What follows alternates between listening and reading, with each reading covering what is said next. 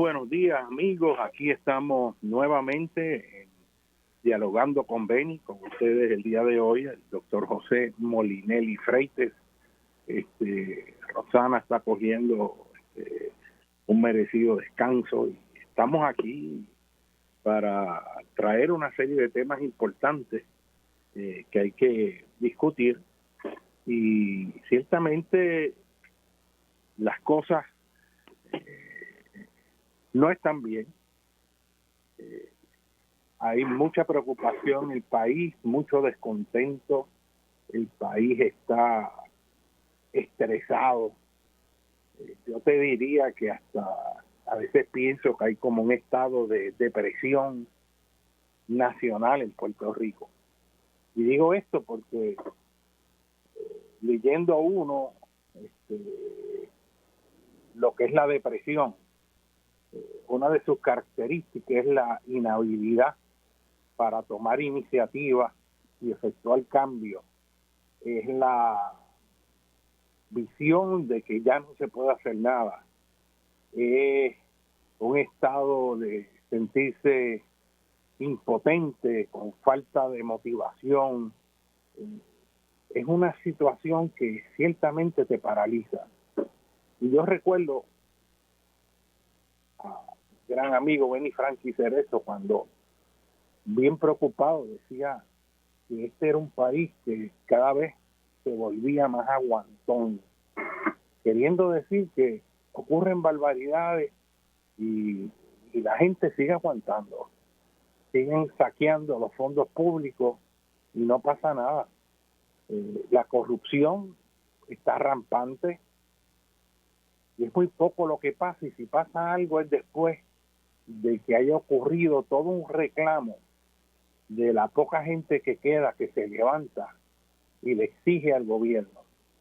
Porque encima de eso, yo pienso que este es un país que tiene miedo. Y tiene miedo de expresarse. Tiene miedo de hablar, porque el hablar en Puerto Rico, a pesar de todo lo que se nos dice, tiene consecuencias. Tiene consecuencias. Y mucha gente sabe que si se pone a hablar cosas que no le convienen a las estructuras de poder, pueden afectarse en el trabajo, puede afectar su oportunidad de tener un ascenso, puede afectar el que su hijo le den un empleo, ¿no? Toda acción que indique inconformidad, hay todo un sistema que lo reprime. De hecho, ha llegado el punto en que no pocas ocasiones yo he visto cómo alguien que protesta se ve como alguien que está haciendo algo malo. Le dicen activista, y el activismo, que es algo muy bueno en las sociedades, en Puerto Rico tiene una connotación negativa. El activismo es cuando hay ciudadanos que ven que están ocurriendo cosas mal hechas y dan el alerta de que está mal hecha e indican por qué está mal hecha, porque como ven que el gobierno no cumple la responsabilidad de proteger a la ciudadanía, pues son los propios ciudadanos quienes tienen el derecho y la responsabilidad moral de levantarse y exigir. Pero en Puerto Rico, si tú te levantas, protestas y exiges, hay toda una maquinaria que busca aplastarte, no solo semánticamente, sino en otro tipo de acciones. Pero como les dije, cuando hablan, uno los oye hablar y dicen, mira, esos activistas. Pues eso que es extraordinario en una sociedad democrática, que precisamente para eso es, para que puedas expresarte y aportar ideas que hagan que nuestro presente y futuro sean mejor. Pues eso se ve con una carga negativa. Y naturalmente hay una maquinaria que empieza a difamar, distorsionar, cambiar los hechos, y como tienen el control mayoritario de los medios de comunicación, pues tienden a formular una visión incorrecta que manipula la opinión pública. Se le mete miedo a la gente con falsedades, pero se les repite tanto que la gente se los cree. Un ejemplo que a mí siempre me parece muy curioso es como cuando los corruptos en los partidos tradicionales acusan a su opositor de que si ellos ganan va a venir Fidel Castro. Los PNP le dicen a los populares ahora que son socialistas y comunistas, que son de la República Asociada Comunista, y a veces dicen que es de Stalin, otras veces hasta dicen que es de Mao Zedong, y ahora más comúnmente resulta que los opositores están al servicio del Chávez. Y yo veo toda esa barbaridad, todas esas falacias, que sí tienen un efecto político, porque un país que no tiene una educación política formal, que no entiende los procesos y que forma opinión pública a base de programas de entretenimiento de radio y televisión que intentan dar la impresión de que son programas serios de análisis político, pero en realidad tú vienes a ver, son como programas para llamar la atención. Si tú escudriñas mucho y dices, no, es que esto es un programa de entretenimiento y esto es como una comedia donde podemos pues exagerar las cosas y decir lo que quejamos, pero lo que pasa es que en Puerto Rico, como mucha gente no tiene el trasfondo para poder entender las manipulaciones, se creen esas falacias y terminamos con los gobiernos corruptos que han llevado a este país, que en un momento fue próspero, a pesar de que era colonia. En un momento fue próspero y en un momento en que mañana se veía mejor que hoy.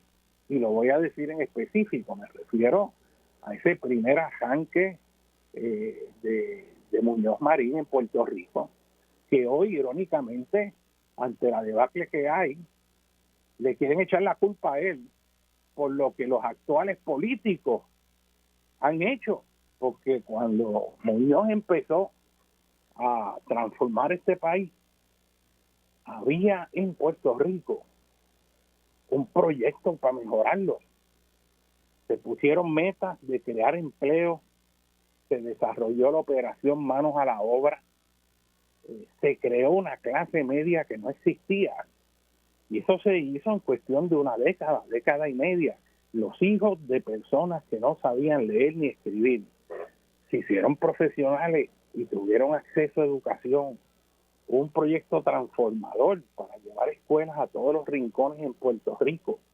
Y no solo se llevó escuelas, se llevó agua potable, porque antes de eso la gente tenía que ir a coger en latas el agua a los ríos y la ropa se lavaba en los ríos, y en esos mismos ríos se cogía bilharzia, que era una enfermedad que tenía mucha gente en Puerto Rico, y se llevó carreteras y caminos a los lugares más recónditos de la isla.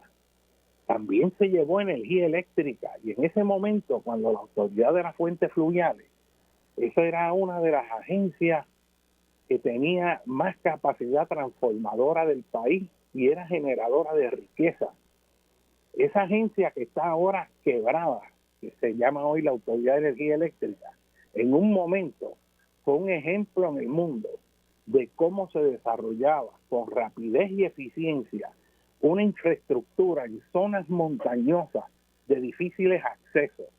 Es más, Puerto Rico se desarrolló todo un método de cómo llevar e instalar postes y torres de transmisión eléctrica en zonas montañosas utilizando helicópteros. Y recuerdo la historia de estos helicópteros de Fuentes Fluviales, que dieron ejemplo de cómo utilizar esa capacidad para llevarlo a los picos de las montañas que no había accesibilidad y establecer todas esas líneas de transmisión de energía eléctrica a través de la isla. Y eso se hizo con una visión de futuro de desarrollar y mejorar la calidad de vida. Se desarrolló un sistema de salud superior a lo que había antes. Cuando la gente se moría de las enfermedades, de momento hay centros de salud en muchos lugares, el famoso sistema Argona. Se genera y se potencia la capacidad de la Universidad de Puerto Rico como un eje para el desarrollo del país, donde se desarrollan los profesionales para servicios al país, al mundo, donde quiera que esté. Y lo que quiero decir con todo esto es que ese Puerto Rico de esa década de los 50 y de los 60, si bien hubo problemas que se desarrollaron nuevos, y si bien hubo errores que se cometieron, como la represión masiva contra el independentismo, es también cierto que el país quedó en condiciones mucho mejores después que salió esa administración que con las que entró. Y Puerto Rico avanzó.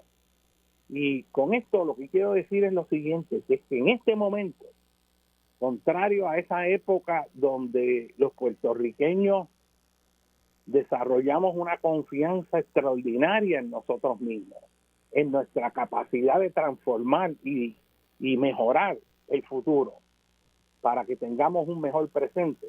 En ese momento donde los puertorriqueños nos planteamos ver las cosas no como fueron ni como eran, sino como pueden ser.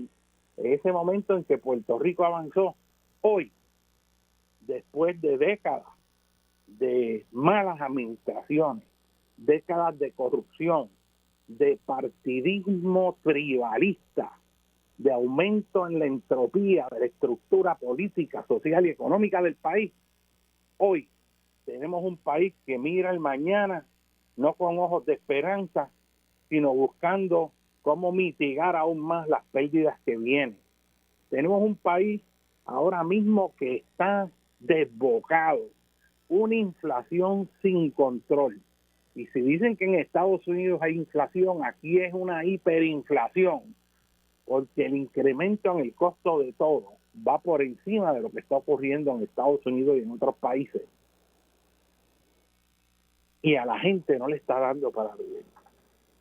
Y está aumentando el costo de la gasolina increíblemente, energía eléctrica, vienen ahora aumentos en el agua, los aumentos en las reparaciones de los vehículos de motor. Usted va y se le daña un automóvil y resulta que hay un panelcito ahí de 6 pulgadas por 4 pulgadas, un rectángulo ahí de un panel, y eso le puede costar $800, $1,200, $1,500, y lo tiene que pagar a ese costo.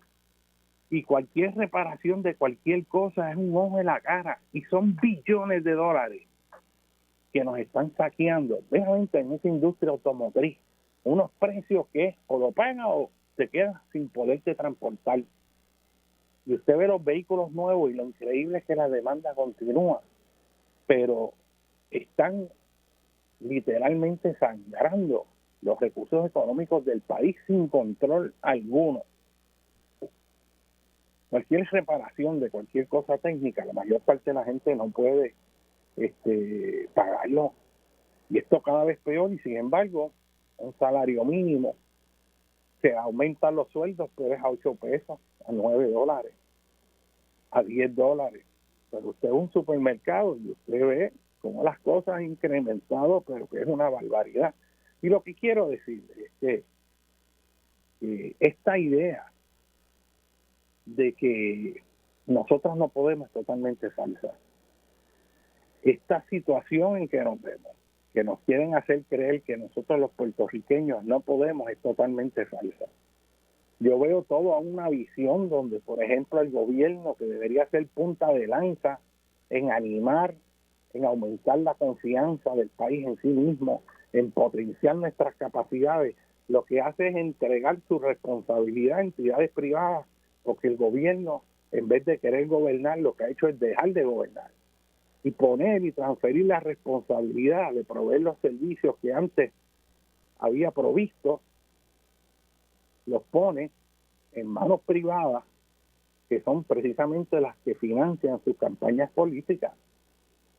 Y le voy a dar un ejemplo de algo que te doy un ejemplo de cómo se piensa ahora y cómo se pensaba antes. Mire, cuando yo era estudiante, yo recuerdo que yo iba a la edificio Minilla Azul de la Autoridad de Carreteras entonces, y allí creo que era en el tercer piso, no sé si todavía está ahí, en tercer o cuarto piso del edificio Minilla Azul, había un piso completo que era la división de mapas topográficos y fotogrametría.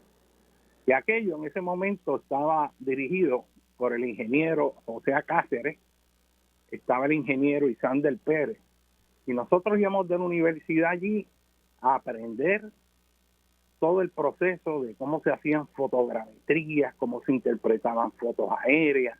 Y ocurre que ahí había una división completa de la autoridad de carretera que se dedicaba a tomar fotos aéreas y hacer planos a base de esas fotos aéreas para guiar el desarrollo de la infraestructura de Puerto Rico. Y yo recuerdo cómo Cáceres nos hablaba y nos contaba que en un momento eran tanto lo que se gastaba contratando empresas privadas para que vinieran con un avión, con una cámara especial, con unos lentes especiales.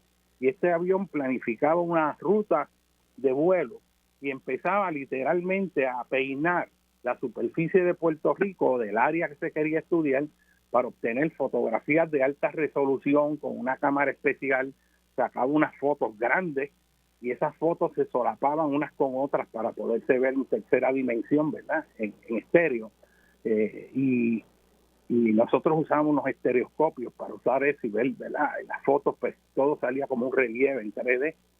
Y recuerdo que el argumento era, wow, que en un momento cuando vino todo ese boom de construcción de carreteras, el gobierno estaba haciendo las carreteras y trazando las rutas y estudiando aquí y allá, ellos tienen que contratar pues estas empresas privadas y eso salía costosísimo. Traer una empresa de Estados Unidos con los aviones para sacar las fotos, para revelarlas, etcétera, etcétera. Y los ingenieros en Puerto Rico en ese momento, con una visión que a mí me parece que es propia, que es lo que debería hacer, lo que dicen es, bueno, pero es que estamos gastando un montón en eso, ¿y por qué no lo hacemos nosotros? Pues vamos a coger los fondos y compraron un avión, compraron las cámaras, fueron a Suiza a estarse los ingenieros puertorriqueños con la compañía Zeiss, que era la que producía las cámaras y era la que producía unos equipos en aquella época extraordinaria que se llamaban stereoplotters, que eran unas máquinas que cogían las laminillas transparentes de las fotos aéreas y las proyectaban en un plano, y de ahí se veía eso tridimensionalmente y se podían trazar los contornos de elevación de la topografía. Y ahí se hacía toda esa planimetría para guiar los diseños que venían de carreteras y de proyectos de diversas índoles. Y los puertorriqueños lo que decidieron en ese momento es, vamos a adquirir el equipo, vamos a aprender a usarlo y vamos a tener en nuestro gobierno, en nuestro país, la inteligencia para hacer las cosas y no tener que estar dependiendo de empresas privadas o tener que gastar una millonada en cosas que nosotros lo podemos hacer a mucho menor costo. Y eso le servía al país porque lo ahorraba dinero, pero a la vez potenciaba la capacidad tecnológica de Puerto Rico. De igual manera, recuerdo en el pueblo de Barranquita, en una ocasión, yo estaba bregando con unas cuestiones de mitigación y nunca se me olvida que eso fue hace más de 20, 25 años. Ese municipio tenía una ingeniera a cargo de la División de Obras Públicas y nunca se me olvida que en ese momento cuando ellos buscaban contratistas para hacer reparaciones en carreteras, imagínese usted por ejemplo que haya habido un derrumbe en una carretera y se fue media carretera en una guinda, como dicen, en una jarda bien escarpada y se deslizó la mitad de la carretera, que había que hacer un muro de contención y hacer una obra bastante extensa. Cuando venían las cotizaciones no habían recursos para eso. ¿Y qué hizo el municipio? Lo que hizo fue, espérate, pero es que esto nosotros lo podemos hacer. Hay una ingeniera que es ingeniera civil, el municipio tiene las excavadoras, pues vamos a hacerlo nosotros. Y el municipio de Barranquita en aquel momento, yo me acuerdo, que no contrataba para ese tipo de trabajo entidades privadas, sino que lo hacía a una tercera, a una cuarta parte del costo que hubiera sido si lo hubieran tenido que pagar, y lo hacían igual o mejor. Y ahí teníamos una visión del gobierno, en vez de estar buscando el dinero para entonces empezar a dar contratos, lo que hacía era potenciar sus capacidades. Tenía fe en sí mismo, tenía fe en sus ingenieros y creaba el conocimiento, la inteligencia para ser nosotros que tengamos control de cómo vamos a hacer las cosas y hacerlas más eficientes. Y eso era una buena visión política, de acción, de cómo trabajar las cosas. Hoy en día, que a mí me preocupa y le voy a decir más, a mí me indigna ver cómo el gobierno lo que hace es buscar quien le haga las cosas. Aquí se entregó un aeropuerto completo en manos extranjeras porque nosotros y que no podíamos pasar mapos ni tener inodoros limpios. Eso era una cosa como que no podía, eso es imposible, eso hay que privatizarlo. Aquí se privatizaron autopistas importantes que generan millones de dólares en ganancias a los inversionistas en Wall Street y le entregamos esas autopistas para que ellos las administraran, porque resulta que Puerto Rico y que no puede administrar el cobro de una autopista y que no puede corregir un hoyo que se forma en la carretera o darle mantenimiento. Y muchos de ustedes dirán, pero espérate, que también las cosas cuando las ha tenido el gobierno, pues lo que hace es que se deteriora, porque en las últimas décadas la experiencia que se ha tenido es que lo que coge el gobierno deja de funcionar y que por lo tanto no queda más alternativa que privatizarlo. Pero la pregunta que hay que hacerse es, ¿y quién pusimos ahí a administrar eso? ¿Pusimos un profesional de administración que supiera, que esté bien educado? ¿O pusimos a alguien que era un activista partidista y le estamos pagando el favor de haber ayudado al partido para ganar las elecciones y te ponemos en ese puesto, pero en realidad tú no estás capacitado para ello? Ese batatal político de gente que ocupa puestos en el gobierno pero que no tienen pericia en lo que hace, eso es lo que ha hundido, es parte de las razones que ha hundido el país. No es que nosotros no tengamos gente que pueda hacer las cosas. Entonces tenemos una dualidad, porque a la misma vez nos llenamos de orgullo con los ingenieros que salen de Puerto Rico, que los buscan en todos los lugares del mundo. Es más, oye, casi todos los días, los ingenieros de la NASA son puertorriqueños. Y usted va a los mejores hospitales en los Estados Unidos y usted ve médicos puertorriqueños de alto calibre. Y usted va allí y mira y dice, mira para allí cómo funciona este hospital, qué maravilla, esto es como un reloj. ¿Por qué no podemos hacer eso en Puerto Rico? Pues entonces encuentra que hasta las enfermeras son puertorriqueñas, los médicos son puertorriqueños. Y entonces, ¿qué pasa allá con esos puertorriqueños que no pasa acá? Y tú te das cuenta que tiene que ver con la administración. Tiene que ver con la administración y quién está administrando. ¿Y qué es que nosotros los puertorriqueños no podemos administrar? ¿O es que a los que ponen los partidos políticos no son la gente adecuada? Usted se ha puesto a pensar si los que han estado dirigiendo en las últimas 2 ocasiones y muchas más anteriormente el Departamento de Recursos Naturales y Ambientales son la gente más adecuada para proteger los recursos ambientales de Puerto Rico, o los pusieron ahí para que aprueben todos los proyectos que nunca debieron haber aprobado, violando las propias leyes que se supone tengan que defender. Y usted va así en muchas agencias de gobierno y usted lo que ve es un batatal político de gente que son incondicionales, y así lo ve a través de todo el espectro. Y ese partidismo tribalista le ha hecho un daño brutal a Puerto Rico.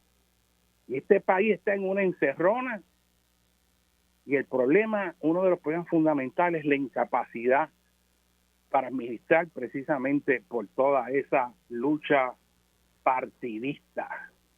Y esto hay que discutirlo, hay que reflexionarlo, porque yo creo que el problema fundamental en Puerto Rico en este momento es la corrupción. Veo y oigo que muchos de los partidos o mucha gente tiene interés en que se perciba que el problema es que somos colonia. Pero si bien la colonia trae un montón de problemas, una estadidad con corrupción no camina, ni una independencia tampoco, ni un Estado libre asociado tampoco. El problema por el cual el gobierno quebró, el problema por el cual el gobierno sigue tomando esencialmente un rumbo que no muestra una capacidad administrativa efectiva, es la corrupción que hay dentro del gobierno, donde un grupo de personas se trepa y controla un partido y como decía aquel gobernador anterior, una vez controlan el partido y las estructuras de poder, como decía aquel gobernador, ellos cogen de bobo a los opositores y a los de ellos también. Y las palabras directamente fue, cogemos de bobo a los otros y a los nuestros también. Y eso fue parte de la revuelta del verano que terminó con el gobernador Ricardo Rosselló teniendo que salir hacia afuera por la indignación que hubo, porque se burló hasta de los propios de miembros de su propia tribu. Y eso no ha cambiado porque se fue el gobernador, pero todos los que estaban ahí están ahora y usted los oye por radio y los ve por televisión opinando. Todos esos corruptos, yo los oigo hablando de que no, que tiene que venir la estadidad porque la colonia es el problema. Pero si usted fue el que quebró a Puerto Rico, usted fue el que aprobó las emisiones de bonos que sabía que no podía pagar, que engañaron de hecho a la clase media en Puerto Rico, que con esos bonos de Puerto Rico era que estaban sus ahorros de toda la vida. Y también a la clase media en Estados Unidos que compraron bonos de Puerto Rico porque estaban supuestamente asegurados y engañaron a todo el mundo. A Jennifer González, que hizo una emisión de bonos para bajar el costo de la energía eléctrica y después no los pagaron. Así que vamos a seguir hablando con ustedes, el doctor José Molinelli, y estamos en Dialogando con Beni.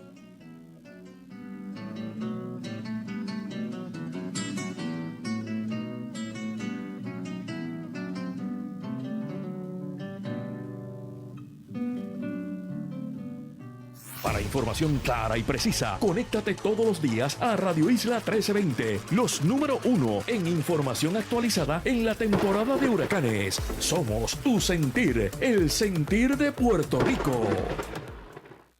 Escuchar tus programas favoritos ahora es más fácil, rápido y conveniente. Descarga la aplicación Radio Isla Móvil y busca el formato podcast de Que es la que hay con Luis Herrero.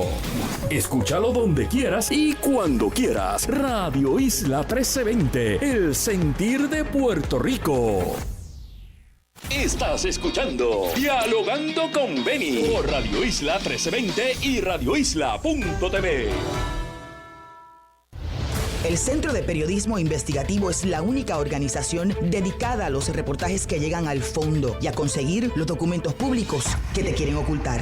Las muertes del huracán María, el dinero de la recuperación, el chat de Telegram, la cobertura durante la pandemia, los problemas de la educación pública. El CPI ha marcado la historia de la isla con una intensa agenda de fiscalización. Accede a periodismoinvestigativo.com y apoya nuestra misión. Vamos por más CPI, mejor información, mejor país. Entra a radioisla.tv y sigue de cerca toda la información necesaria para mantenerte seguro y en calma en temporada de huracanes. Somos Radio Isla 1320, el sentir de Puerto Rico.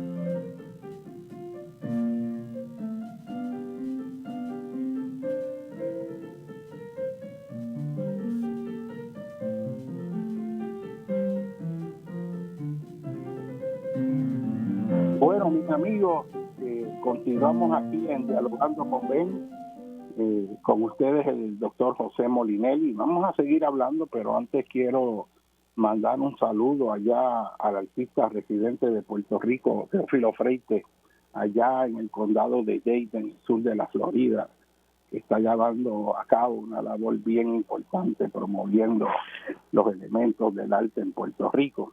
También queremos saludar a Pedro Meléndez, que siempre nos oye allá. Un abrazo en el barrio Ciénaga Baja de Río Grande.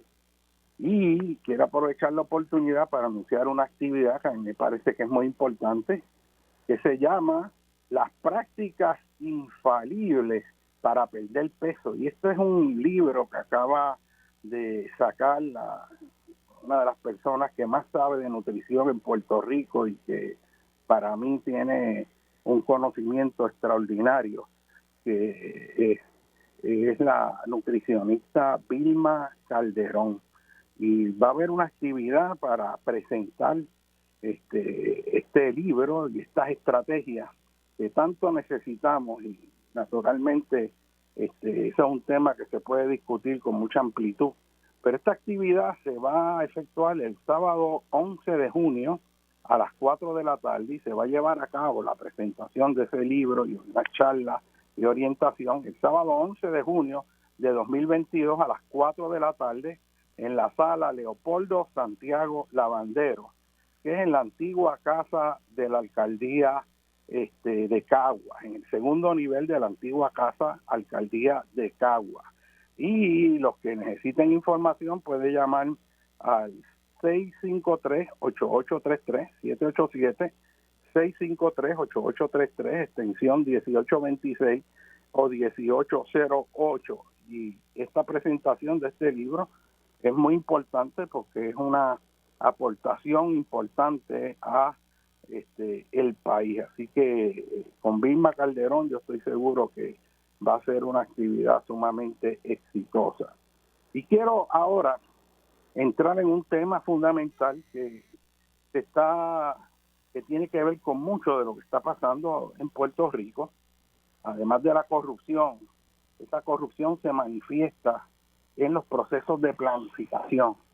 Y cuando planificamos mal, perdemos lo que hemos invertido, no logramos nuestros objetivos, y gran parte de la vulnerabilidad a desastres naturales que tiene Puerto Rico tiene precisamente mucho que ver con la planificación, específicamente la mala planificación en torno a la calidad de vida en el país.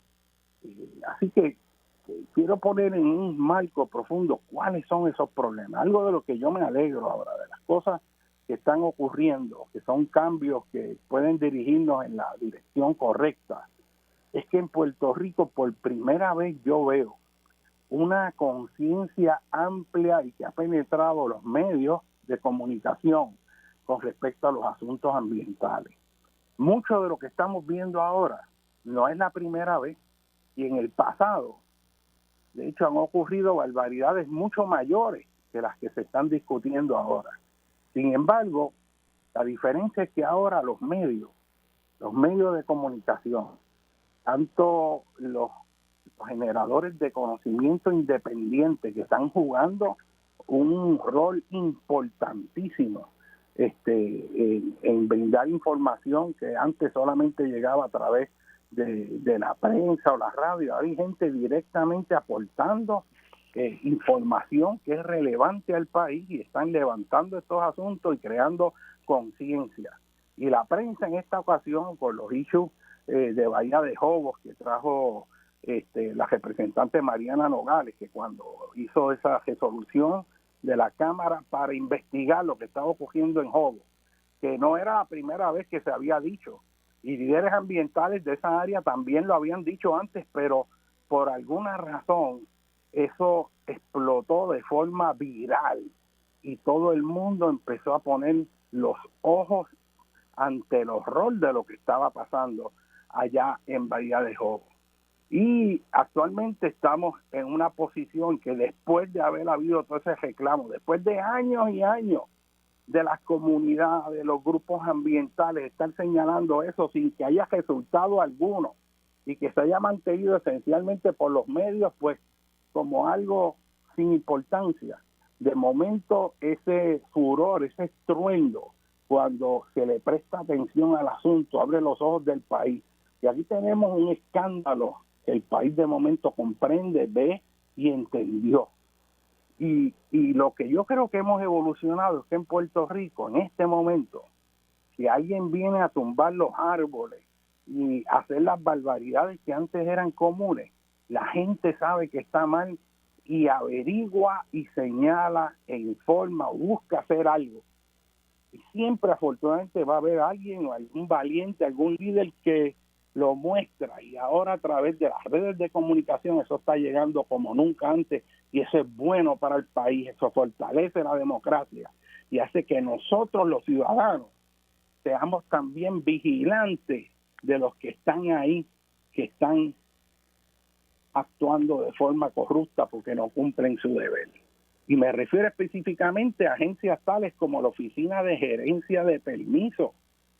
¿Usted sabe lo que es que esa gente da permiso a derecha e izquierda y no averigua si el permiso está bien hecho o no?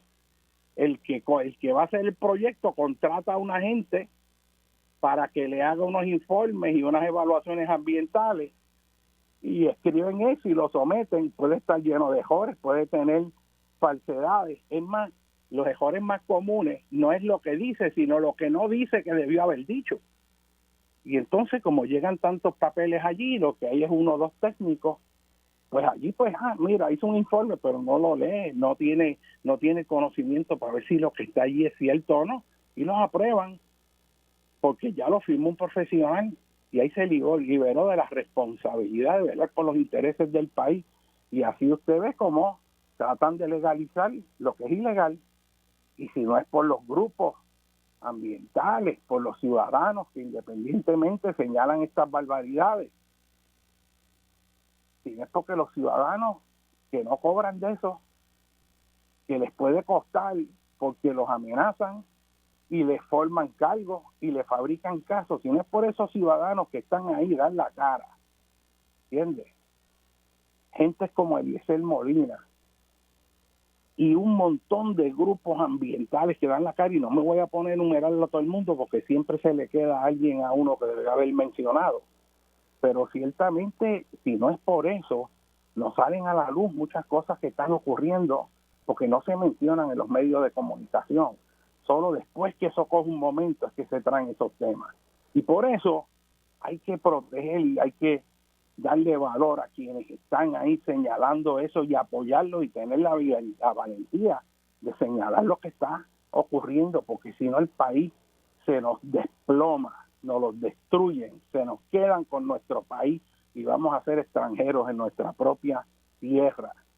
Y es que el recurso principal de un país, si usted va a desarrollar un país como debe ser, para que haya prosperidad, para que haya bienestar, para que haya una vida buena para cada ciudadano en Puerto Rico, usted tiene que comenzar entendiendo que la principal infraestructura de una nación como la puertorriqueña es la infraestructura natural.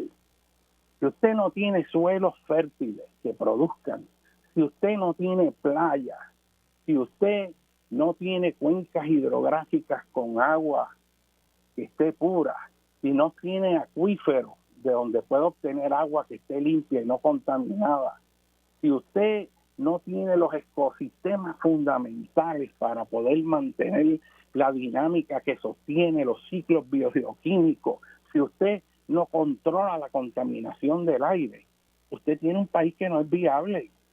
Si usted destruye sus recursos naturales, usted no puede progresar ni puede desarrollarse y está condenado a la pobreza. Así que la primera infraestructura que hay que proteger de un país cuando se habla del desarrollo de la infraestructura es la infraestructura natural. Y en Puerto Rico el proceso de planificación, que es lo que voy a explicarles ahora, el proceso de planificación tiene que ir orientado a proteger esa infraestructura natural. Y yo les voy a explicar cómo se hace eso. Yo esto lo he hablado en ocasiones anteriores, hace mucho tiempo, y creo que es un momento para volverlo a recabar. Porque aquí hay un desorden de planificación y lo mismo están dando permisos en áreas que son de humedales, que están destruyendo ahora mismo sobre los humedales. Ahora mismo hay una propuesta para hacer un expreso que salió en la prensa, va a costar sobre 300 millones de pesos para darle una conectividad a Loíza, y lo van a pasar por el medio de todos los humedales de llano inundable de Río Grande de Loíza, cuando hay otras opciones menos costosas y que logren el mismo objetivo. Pero por alguna razón, aparentemente se ha querido impulsar la opción más costosa. Y me pareció interesante, y esto hay que decirlo, que si bien yo acuso al gobierno de todos sus errores, en esta ocasión se votó a favor en la legislatura de ese proyecto tan costosísimo, habiendo otras opciones mucho más económicas, y el gobernador Pierluisi lo detuvo y lo vetó. Y según yo digo lo que hace mal Pierluisi, también les reconozco lo que hace bien. Y en ese caso, en Loíza, el vetar un proyecto malo que iba a destruir los humedales y que no iba a proveer la solución que dice que iba a proveer, siendo además el más costoso de todas las opciones que se están considerando en una evaluación de impacto ambiental que se está haciendo a la autoridad cafetera y que no se ha concluido, el ir de momento y aprobar una opción específica, que es la que hace más daño al ambiente y que no resuelve el problema y que es a la vez la más costosa, es una decisión que estuvo bien guiada. Y eso vamos a estar hablando más porque eso apenas está comenzando, pero eso trae otro asunto, que es el cómo con los recursos que tenemos para reconstruir el país los vamos a usar eficientes. O sea, tú si puedes resolver un problema con menos y tener el mismo objetivo, no lo vas a resolver gastando más, porque parte del análisis de costo-beneficio es buscar cómo tú resuelves un problema adecuadamente, pero no al costo más caro, sino al costo menor. Así que eso es importante, pero quiero señalar esa situación porque es importante y vamos a ver, imagínense si usted fuera jefe de la Junta de Planificación, ¿qué usted tendría que hacer para tener un Puerto Rico que fuera viable, que fuera mucho mejor, que vivan los humanos en armonía con el ambiente? Y es que en el concepto macro, nosotros sabemos que si usted quiere desarrollar un país, usted tiene que satisfacer las necesidades de los humanos sin comprometer la capacidad de que los sistemas de la infraestructura natural sigan operando a favor de usted. Y es que esa naturaleza es la que le produce el aire, el que le purifica el aire, es la que purifica las aguas. Esa naturaleza es la que recarga los acuíferos y los mantiene en su nivel. Esa naturaleza es la que produce los suelos fértiles. Usted tiene que saber cómo manejar esos recursos naturales, porque si usted pierde los suelos fértiles, las aguas y todo eso, pues usted está en una situación bien grave. Así que proteger esa infraestructura natural. Imagínese que usted tiene un mapa de Puerto Rico. Digamos que tiene un mapa de Puerto Rico, un rectángulo bien grande, y ahí está todo Puerto Rico con sus llanos, su región del Carso, las montañas, y tiene toda esa topografía, y la manera en que todo eso se maneja es distinto, porque manejar los recursos naturales en una montaña es distinto a los asuntos que usted se encuentra cuando va a manejar los recursos naturales de una llanura o de la región del Carso o del perímetro playero de nuestra isla y nuestras costas. O sea, cada uno requiere una estrategia porque cada uno tiene unos problemas en particular. Y eso es fundamental que podamos verlo con claridad. Así que imagínese ahí, y usted lo primero que tiene que hacer en ese mapa, usando el conocimiento de la ciencia que tenemos, que de hecho mucho de eso está hecho, es identificar las áreas que necesitan ser protegidas. Y eso incluye los ecosistemas en las montañas, los bosques, eso incluye toda la vegetación a lo largo de las cuencas hidrográficas, las redes de drenaje de esas cuencas. Eso incluye además el perímetro costero, los arrecifes de coral. Usted tiene que identificar todos los lugares donde hay especies en peligro de extinción, corredores ecológicos, y en realidad lo que usted está buscando hacer es conectar y mantener una continuidad de los ecosistemas de la costa con los ecosistemas de la montaña. Es como, según hablamos de una red de vías de transportación y de carretera, pues tiene que haber toda una red de ecovías, que estén las ecovías conectadas unas con otras, que usted pueda ir continuamente de la montaña hasta el llano. Y eso es importante, mantener esa conectividad. Todo lo que usted haga que rompa eso, pues lo que hace es ir dificultando que se logre esa integridad ecológica. Así que en ese mapa indica todos esos terrenos. Ahí están los humedales, los bosques tropicales húmedos, toda esa área que debe estar conectada del parteaguas insular, los topes de las cuencas hidrográficas, los márgenes de los ríos y quebradas. Todo eso hay que estar seguro que está integrado adecuadamente.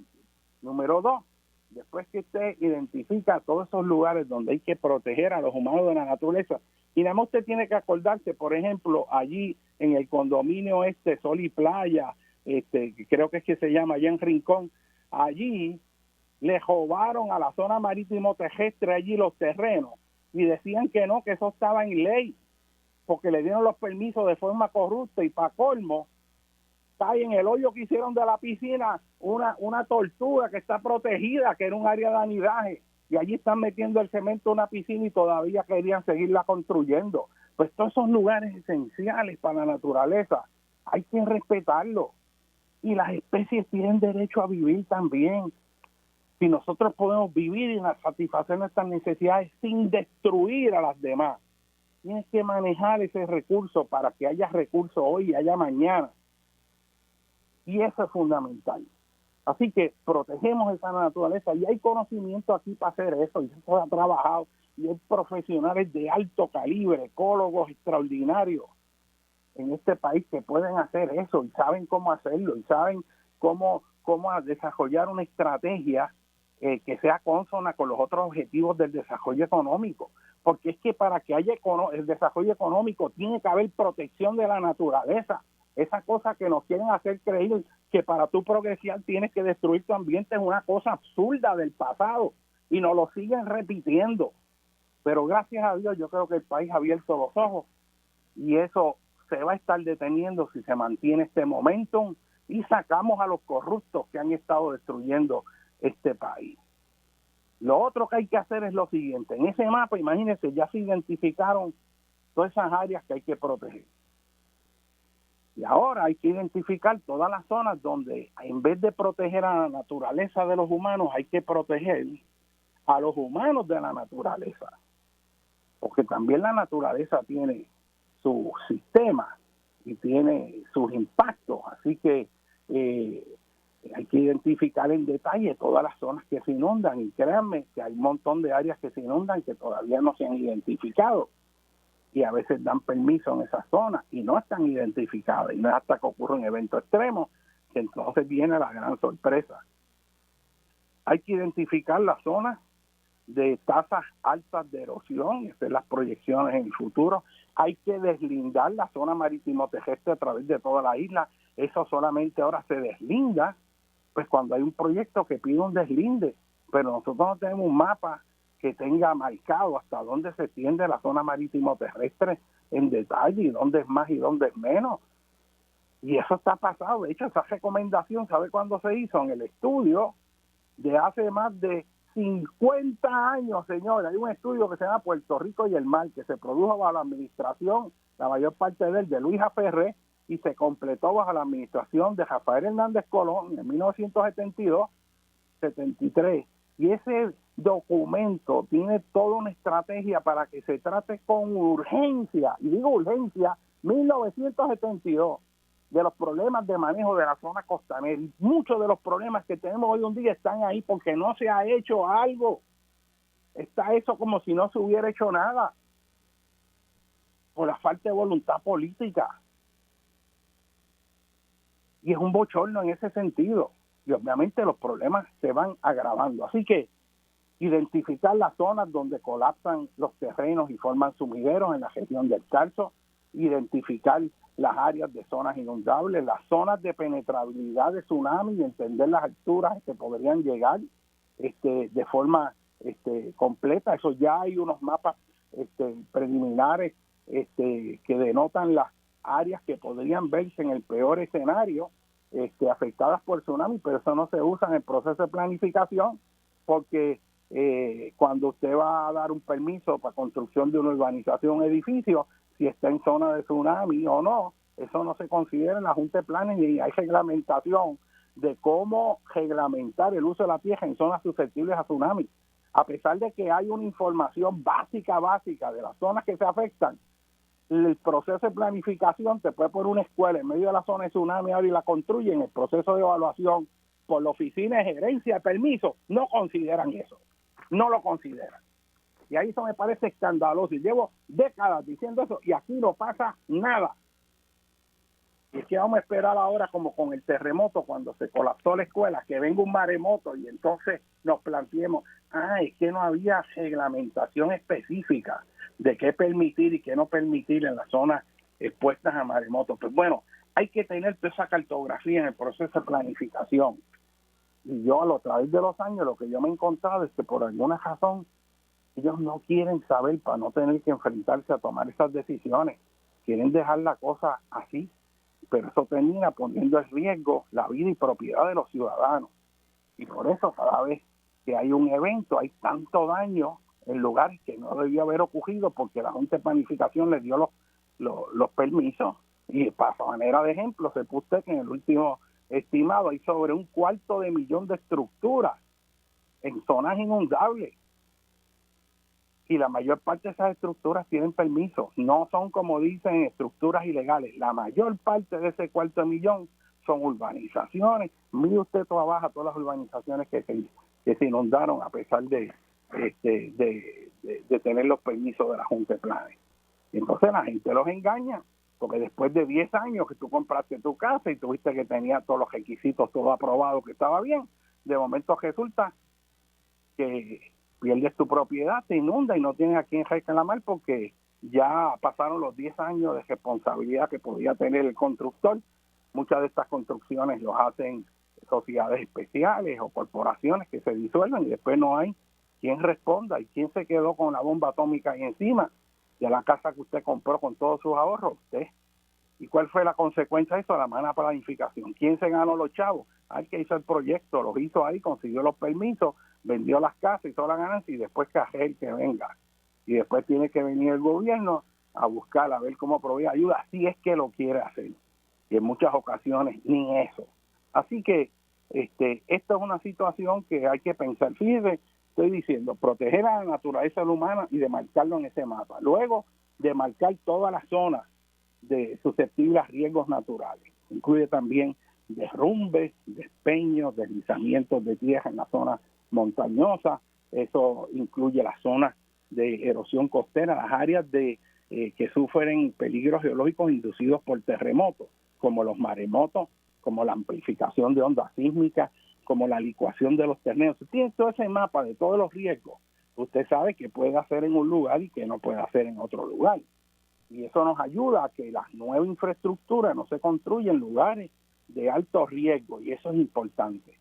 El tercer paso en ese mapa, y fíjate que lo vamos llenando y cada vez van quedando menos espacios, pero vamos asegurándonos de que tenemos una infraestructura que funciona, naturaleza protegida y los humanos protegidos también, porque no nos ubicamos en zonas de alto riesgo. Si nos salimos de las zonas de alto riesgo, aquí pueden haber maremotos, aquí pueden haber inundaciones, puede haber derrumbes, pero no hay una catástrofe, porque como no estamos en esas zonas de alto riesgo, los daños van a ser verdaderamente mínimos comparado con lo que podría ocurrir ahora. Y eso es muy importante que lo tengamos claro. Lo próximo que tenemos que identificar es cuáles son los terrenos esenciales para promover el desarrollo económico y el uso inteligente de los recursos naturales. Y por ejemplo, ahí cae número 1 los suelos agrícolas.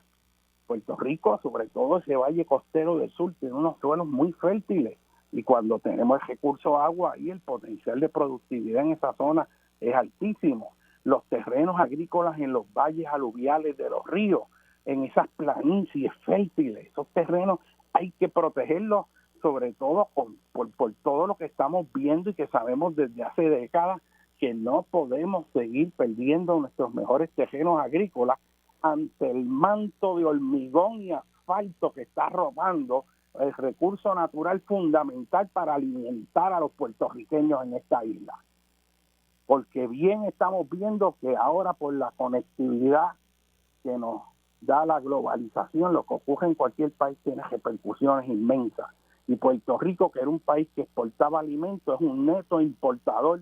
Y si ahora mismo tuviéramos que producir lo que nos comemos, si ahora mismo no viniera la comida que viene de afuera, estaríamos en una crisis porque no hemos sembrado, no utilizamos ese recurso y para colmo lo seguimos sembrando de hormigón, asfalto y ahora lo estamos sembrando de paneles solares en los terrenos agrícolas, cuando esas fincas solares, esos paneles se pudieran muy bien poner en el techo de las casas de los puertorriqueños para que sirvan de una gran finca solar hogareña que produzca la energía que nos suple sin afectar los terrenos agrícolas.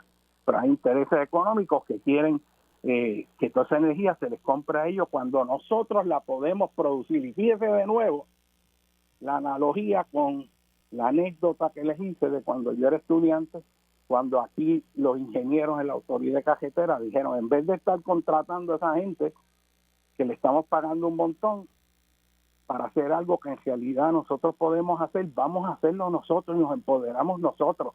Pues de igualmente vamos a empoderar al pueblo de Puerto Rico a que produzca su propia energía. Eso se ha hecho en muchos lugares, en escala micro. El ejemplo de que eso se puede hacer lo ha dado Casa Pueblo en Adjunta. ¿Y por qué hay oídos sordos a ese reclamo? Donde la generación de energía está en manos del pueblo, que se hagan los ajustes tecnológicos que haya que hacer para que esas redes funcionen, pero hay maneras de hacerlo y hay que planificar para hacerlo, porque eso nos va a ahorrar billones de dólares en la importación de combustibles fósiles que a fin de cuentas terminan incrementando el problema de calentamiento global. Vamos a hacer que Puerto Rico en el siglo XXI sea una punta de lanza, que sea un modelo de cómo desarrollar una isla bajo condiciones tropicales con los retos del cambio climático. Aquí hay que volver a refortalecer la voluntad del pueblo de Puerto Rico y la confianza en sí mismo.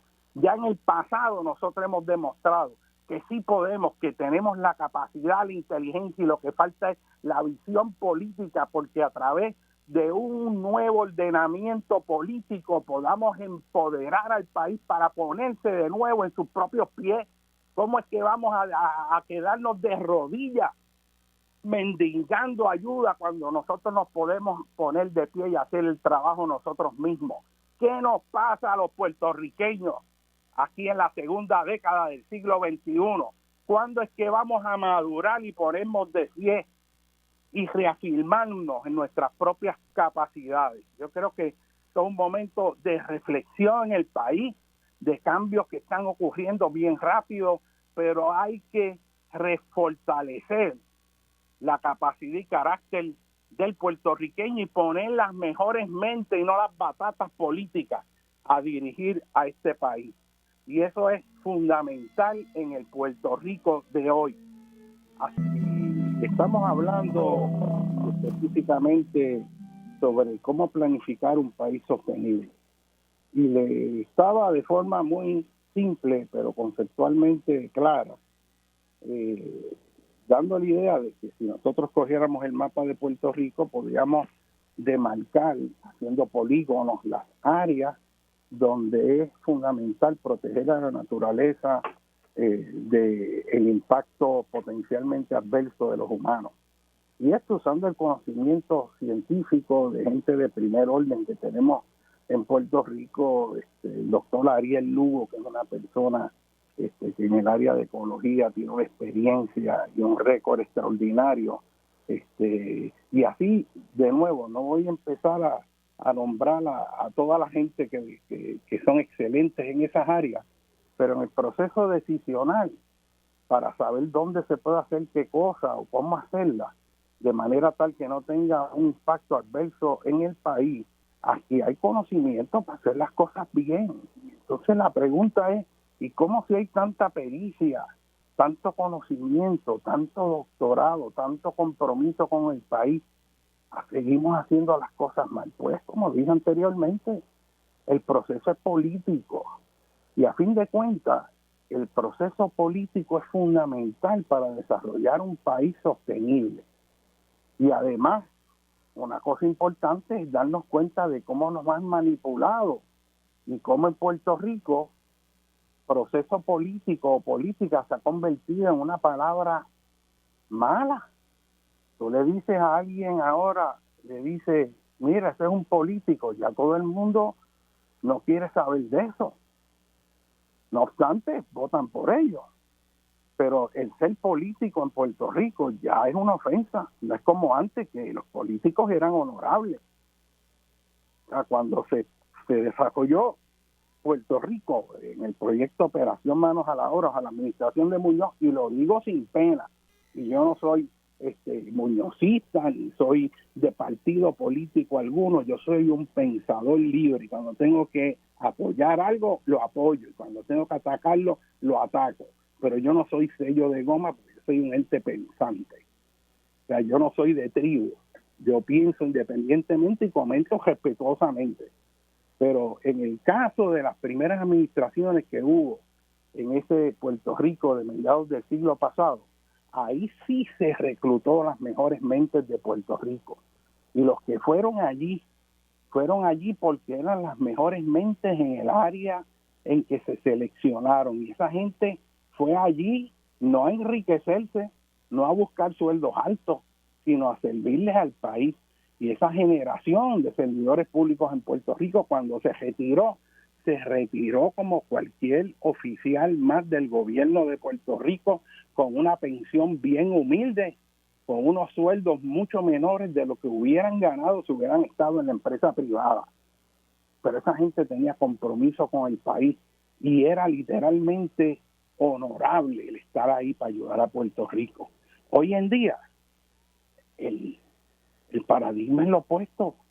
Ahí tenemos un presidente de la universidad que trajeron de allá, creo que fue de Connecticut, y había que darle casi $500,000 al año con un montón de beneficios, porque si no. Recuerdo unos pájaros que trajeron ahí para administrar la Autoridad de Energía Eléctrica de otros países, que había que darle cientos de miles de pesos. Con la Junta de Control Fiscal, esa ha sido una cosa que es una cosa que es, wow, yo no quiero usar palabras fuertes, pero es una cosa horrorosa, los millones de pesos que se le ha pagado a esa gente para cosas que podemos hacer nosotros. O sea, cambió el paradigma, todo es hacer chavo. Los que van en el gobierno en no pocas ocasiones van a hacer las conexiones para cuando se retiran, seguir teniendo contratos y cobrando exorbitantemente. O sea, es muy distinto el Puerto Rico de hoy, pero el que sea así no quiere decir que tenga que ser.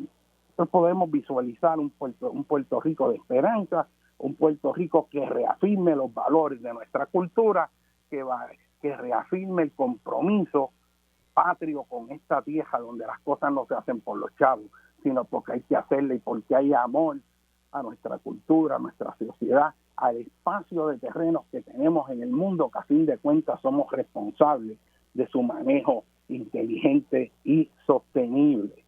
Y en este contexto la planificación es importante y es fundamental, pero todos los días vemos las consecuencias de la mala planificación y qué ocurre cuando se dan permisos inadecuados. Y vamos a tener ahora con nosotros a la señora Tatiana Castro, que es un residente de Guaynabo, donde en su comunidad se ha sufrido los efectos de las crecidas del río Guaynabo, la erosión causada por el río Guaynabo, el haberse hecho proyectos que a corto plazo no se veían efectos adversos, pero que a mediano y largo plazo se ha visto que todos estos rellenos se hicieron mal ubicados, con mala ingeniería, han costado la pérdida de viviendas de personas mayores que viven en un estado de estrés, y que el municipio no se mueve para ayudar a resolver los problemas a pesar de los fondos que hay disponibles y los planes de mitigación que hay precisamente para atender las necesidades de las comunidades. Y es que tenemos, y yo veo esto a través de muchos municipios en Puerto Rico, que estos planes de mitigación que se han hecho a través de FEMA, en el proceso de instrumentalizar los mismos, en no pocas ocasiones ha sido muy difícil la participación pública, mayormente porque no hay interés de promoverla en el municipio, ni en los municipios que se supone que integren a los ciudadanos en esa participación, tienen interés de integrarlo, sino que quieren tomar sus decisiones en cuartos más o menos oscuros, limitando precisamente el proceso de transparencia y participación democrática. No sé si tenemos a la señora Tatiana Castro en línea. Buenos días. Sí, buenos días. ¿Cómo está? Buenos días a usted y a su radio escucha. Señora Castro, nos gustaría que nos pudiera aquí explicar cuál es la situación en su comunidad, para que el país entienda. Lo que estoy seguro, mucha gente van a poder ver que también le está ocurriendo a ellos. Así que, ¿qué es lo que está pasando en Guaynabo? ¿Qué ha pasado con el municipio? ¿Qué ha ocurrido? ¿Cuáles son los daños que han experimentado los ciudadanos? Pónganos esto en contexto y cuál es el reclamo.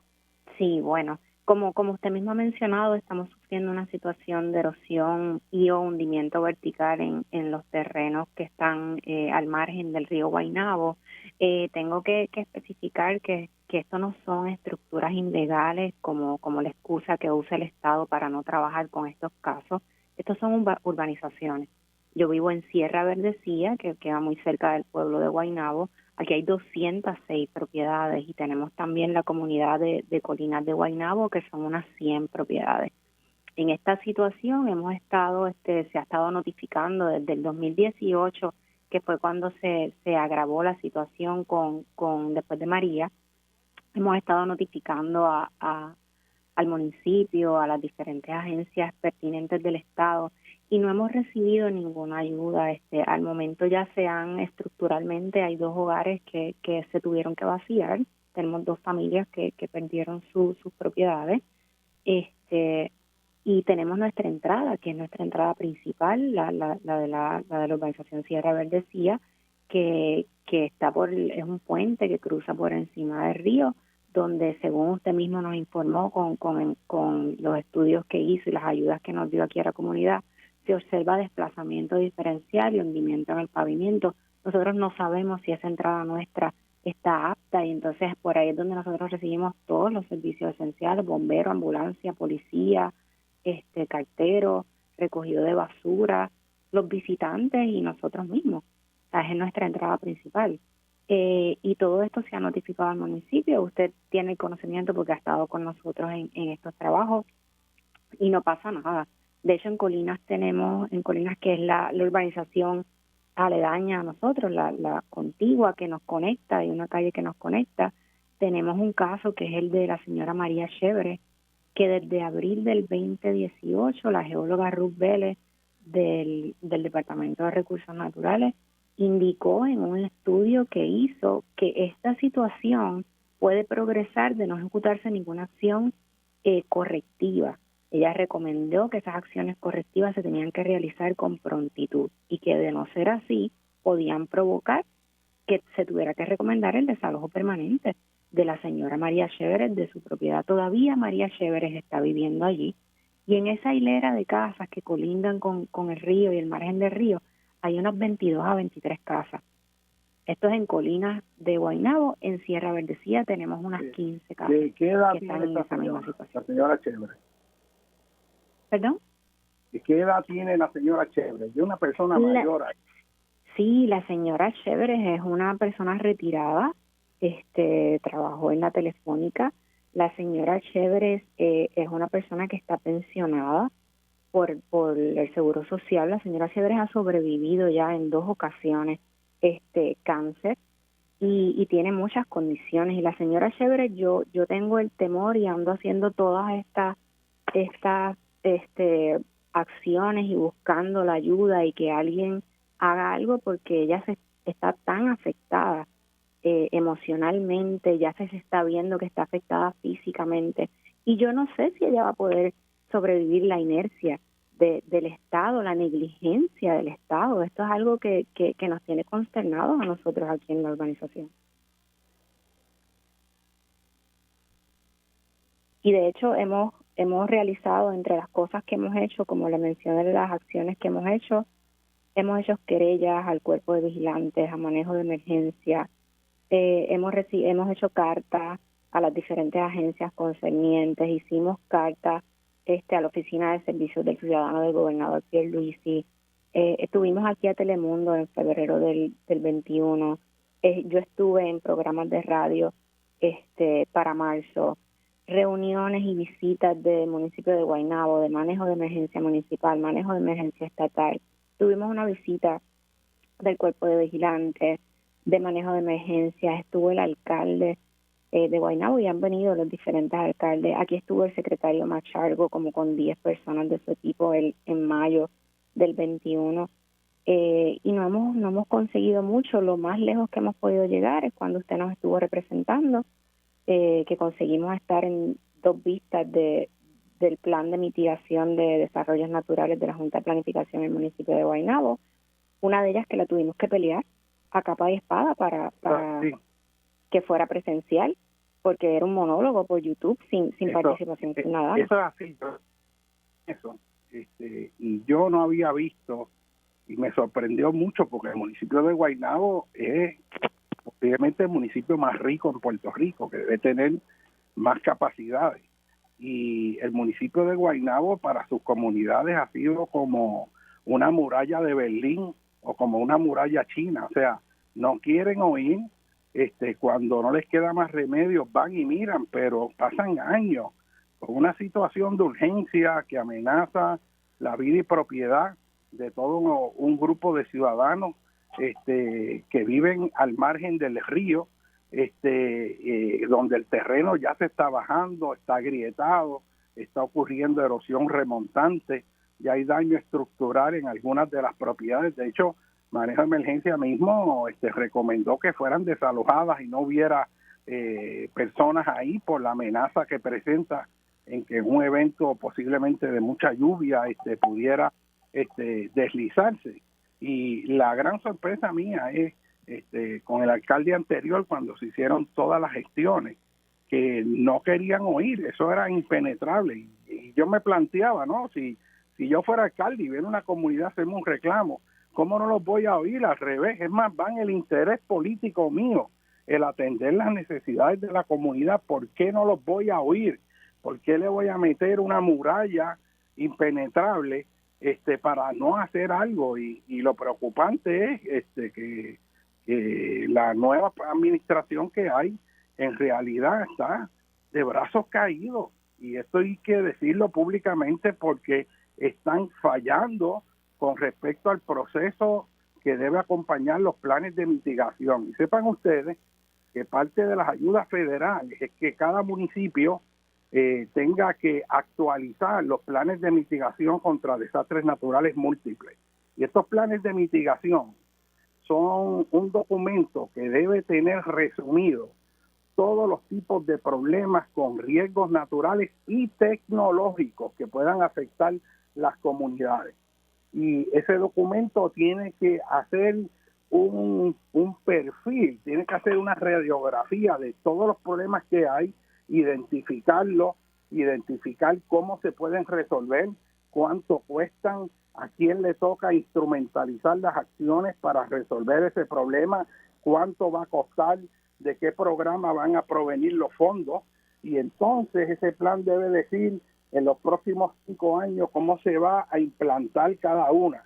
Ese plan tiene que, por ley, por la federal, promover la participación pública, y tiene que haber un comité que ayude desde ciudadanos, que ayude y participe en la producción de ese plan, y que además, una vez el plan se acaba, ahí es que comienza verdaderamente la acción de implantar el plan, y ahí tienen que estar los ciudadanos. Yo estuve presente en una reunión donde básicamente lo que dijo el municipio fue que eso no era necesario, que eso de participación no era necesario, y que ya ellos tenían una persona. Tatiana, yo no sé si tú recuerdas cuál era ese argumento, me ha parecido bien extraño. Sí, no, ellos por ejemplo, de lo que usted está diciendo, manejo de emergencias, el informe de cuando indicó que debían desalojar las propiedades, nunca nos los quisieron entregar. Lo vinieron a entregar años después sin un informe que no tiene ninguna especificación. Cuando aquí estuvo Recursos Naturales con el secretario Machargo, dijeron que iban a hacer un informe, y cuando lo fuimos a solicitar, la pelea fue una batalla casi campal para que nos entregaran el informe, y cuando nos dijeron pasen a buscarlo, después nos dijeron no, ahora se le entregó al grupo de legal de recursos naturales para que ellos lo verificaran antes de entregárnoslo.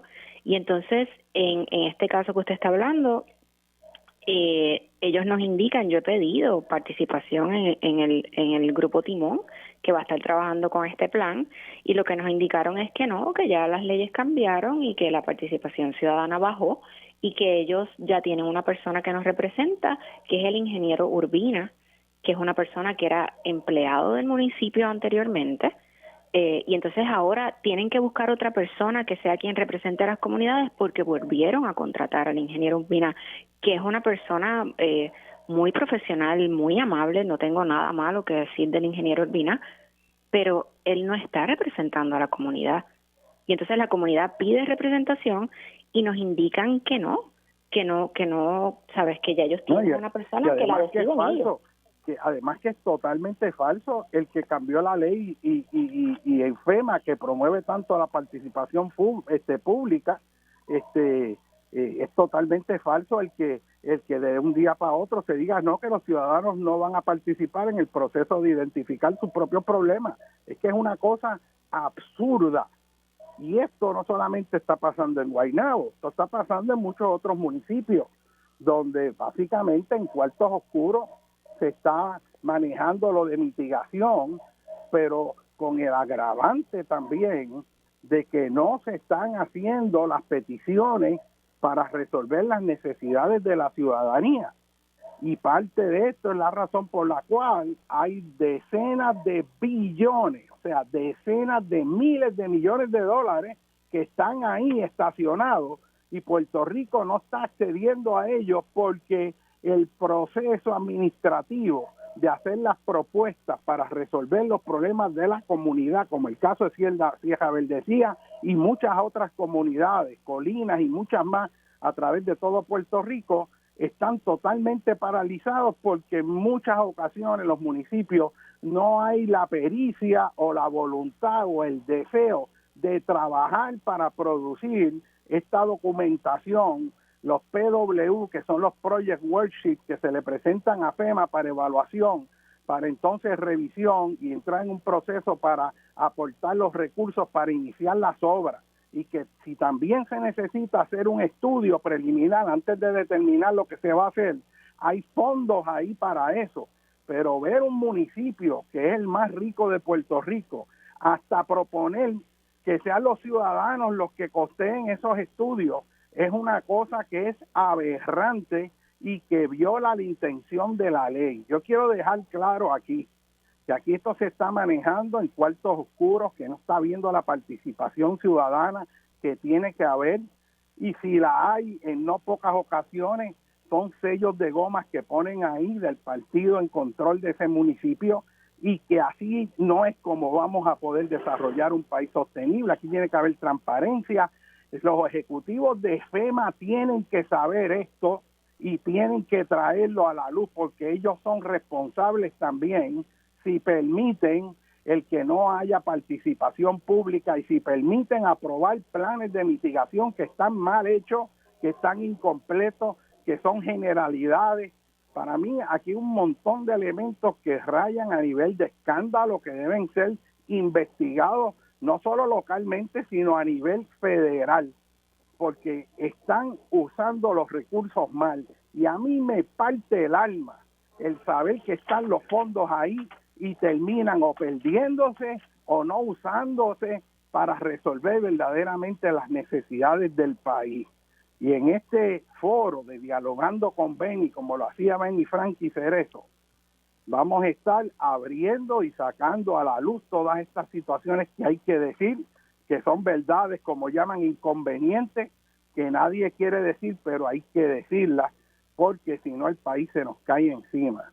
Y esta situación con Sierra Verdecía, la lucha de esta comunidad, para mí era por lo menos ir en etapas y resolver la urgencia, ¿no? ¿Cuáles son las casas que se necesitan? Un planteamiento que es obvio, es que lo más costo efectivo en estas casas que hicieron al lado del río sobre un relleno y que ahora se está erosionando y están agrietadas, amenazando con daño mayor si no se toma acción a tiempo, porque esto podría afectar las otras casas que todavía no han sido afectadas. Lo más costo efectivo ahí es una expropiación, ¿no? Como se ha hecho en tantos lugares. Nada más recuérdense lo que pasó ahí en la urbanización en Bayamón, donde se derrumbó el mogote, en donde, ¿se acuerdan? Salió el video famoso aquel de la señora que decía Tati, Tati, mientras se derrumbó toda la montaña, y toda esa línea de casa se destruyó y hubo que expropiarla. Y eso fue por una mala decisión de planificación.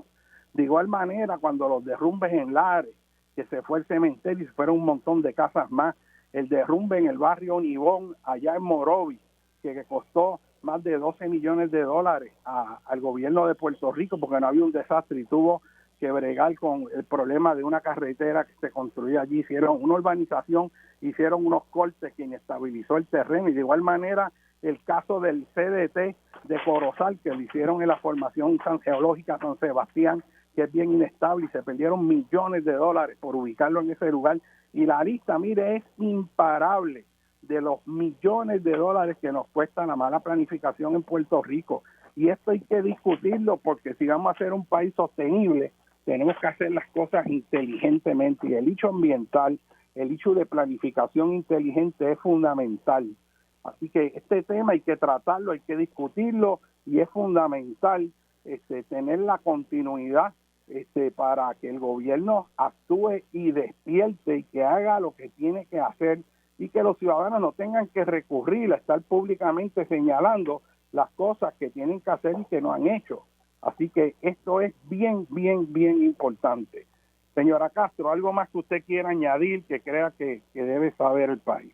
Pues yo sí me gustaría añadir que ponerle nombre a las personas que están sufriendo esta situación, que es la señora Sandra Olivieri, que es una directora de escuela pública retirada, que ahora mismo está sin casa, viviendo en la casa de su hija, con el crédito completamente dañado porque dejó de pagar la casa que le dijeron que tenía que abandonar, y no tiene manera de conseguir su propia casa. Y tenemos a la señora María Chéveres, que ya la había mencionado. Hemos estado muy concentrados en lo que son los terrenos en las playas y la zona marítimo terrestre, que es sumamente importante, pero estamos hablando de los ríos. Estamos hablando de los ríos que son parte del sistema del agua potable de nuestro país. O sea que también tenemos que estar atentos a esto. Y yo vuelvo nuevamente y de aquí emplazo al director de FEMA, la directora de Recursos Naturales, y al gobernador Pedro Pierluisi. Si aquí ocurre una desgracia, esto no va a ser un desastre natural. Esto va a ser pura negligencia del Estado. No cumplen con su deber fiduciario de proteger vida y propiedad. Y aquí nos meten muchísimo miedo con el socialismo y con el comunismo, que yo de estos temas no conozco mucho, pero realmente entiendo que los partidos que hemos tenido aquí, la administración que hemos tenido, socializa la deuda y privatiza la ganancia. Nos toca a nosotros, la mala administración de ellos, pagarla, y entonces todo lo que son las ganancias están privadas en manos de unos pocos. Y esto tiene que cambiar.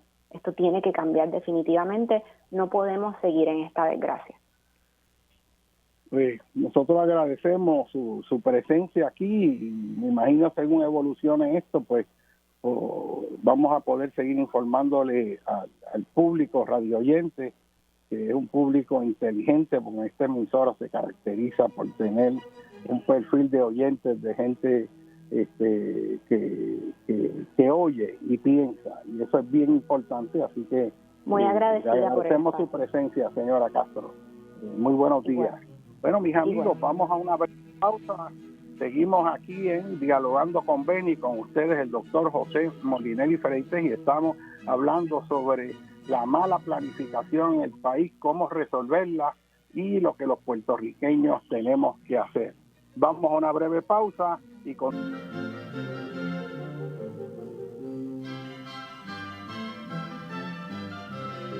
Pero mis amigos, continuamos aquí Dialogando con Beni, y vimos un ejemplo de los muchos que hay en Puerto Rico, de cómo la aprobación de proyectos en zonas de relleno artificial colindante a los ríos, y la aprobación pues formal de proyectos de vivienda en zonas que a mediano y largo plazo van a ser afectados por estos desastres, pues tiene un costo a los ciudadanos, porque luego que entran en la deuda de ir pagando sus casas, a través del tiempo empiezan a fallar estas estructuras, ya no hay responsabilidad legal de los constructores y la gente tiene que absorber todos esos daños.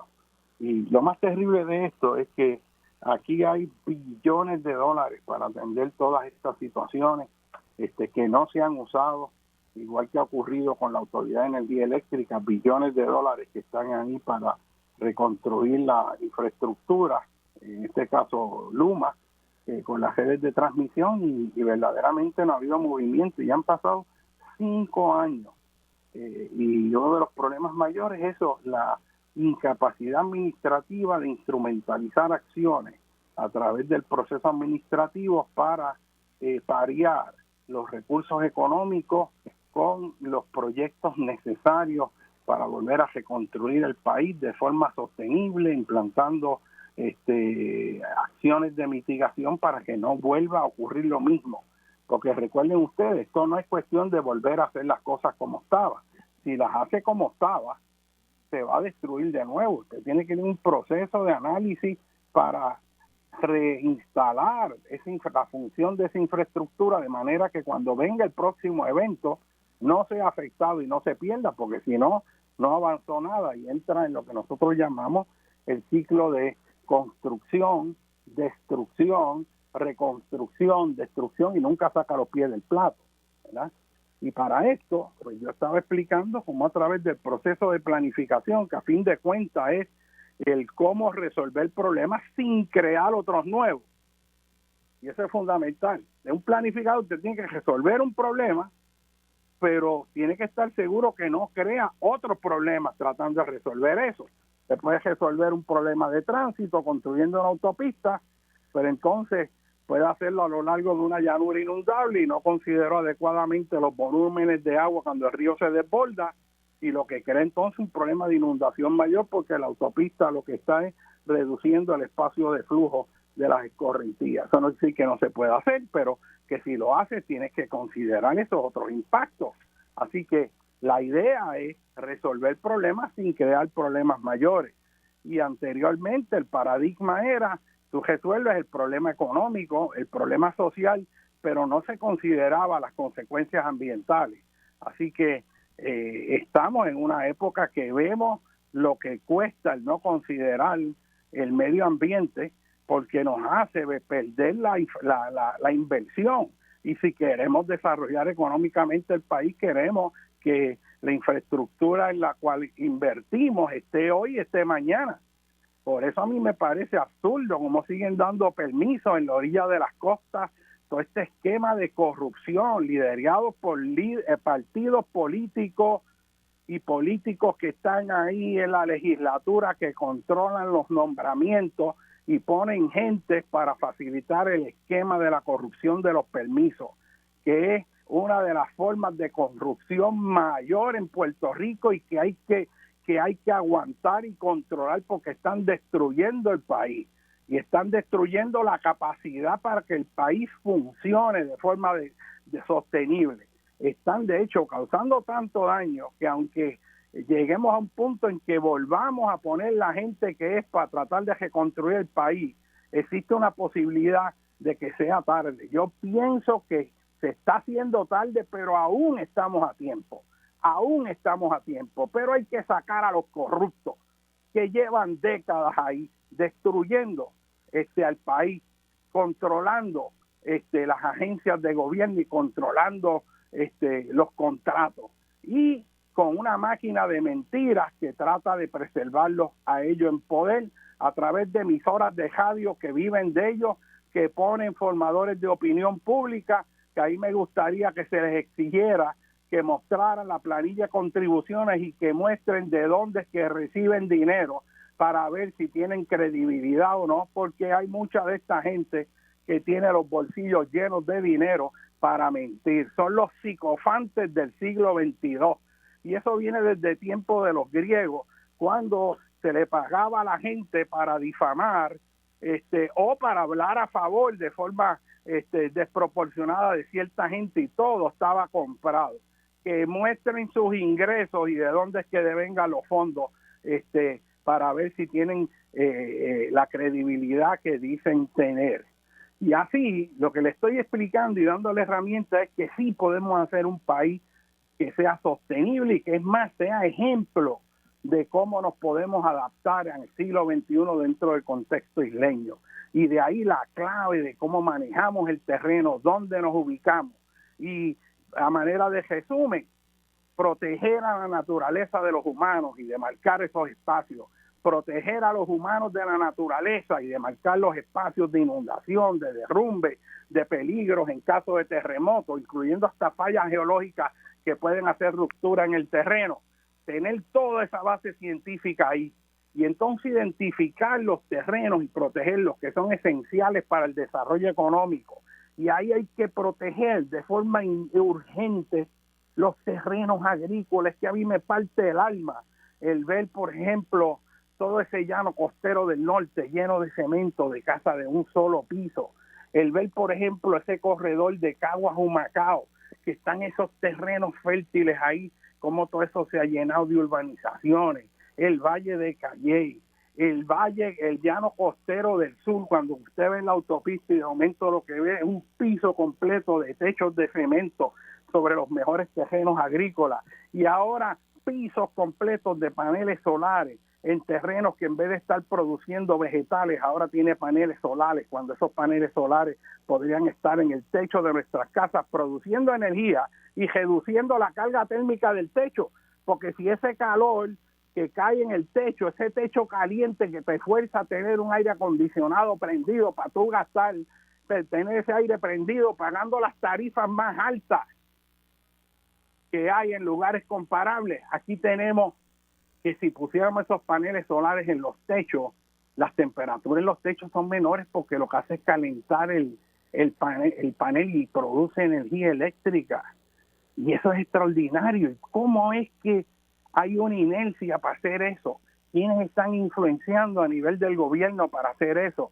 ¿Quiénes son los legisladores corruptos que se prestan para negar que Puerto Rico tenga derecho a ser un país sostenible y que no tenga que desangrarse todos los años de billones de dólares que tenemos que pagarle a los países exportadores de petróleo y estar contribuyendo de esa forma al problema de contaminación ambiental?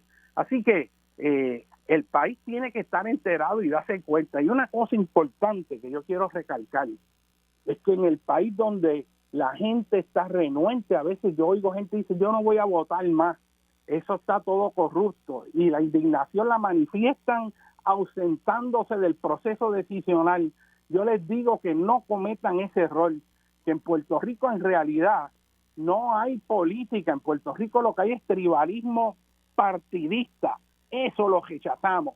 No podemos ser parte de ese tribalismo corrupto partidista que difama, que distorsiona, que miente, que se pone una cruz como si fueran cristianos y a quien le sirven es al diablo con las mentiras que están diciendo todos los días, y se paran a difamar a la gente decente que está trabajando por este país. Es una cosa indignante. Y ese tribalismo partidista, ese es el que hay que eliminar en el país. Y se elimina precisamente con la participación política, porque la política es el arte y ciencia de tomar las decisiones sobre nuestro futuro. ¿Cómo es posible que usted quiera enajenarse de tomar las decisiones de qué futuro quiere? Y ese futuro quiere decir, si usted quiere pagar tarifas de energía eléctrica más altas que nunca, como las estamos pagando a pesar de la mentira de Luma, que prometieron que esto iba a ser villas y castillas, que de nuevo la empresa privada iba a hacer lo que no hacía el gobierno.